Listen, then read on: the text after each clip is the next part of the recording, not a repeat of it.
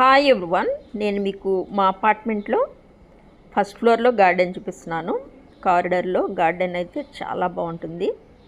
అందరూ చాలా ఇంట్రెస్టింగ్గా మొక్కలపై శ్రద్ధ తీసుకుని చాలా బాగా పెంచుతారు. ఒక్కొక్కరికి ఒక రకమైన ఐడియా ఉంటుంది కదా. ఇది చూడండి, ట్రిపుల్ స్టాండ్ పైన ఇలా మనము ఐడియాస్తో చాలా బాగా అరేంజ్ చేసుకోవచ్చు. మా అపార్ట్మెంట్లో అయితే 5 ఫ్లోర్స్ ఉంటాయి.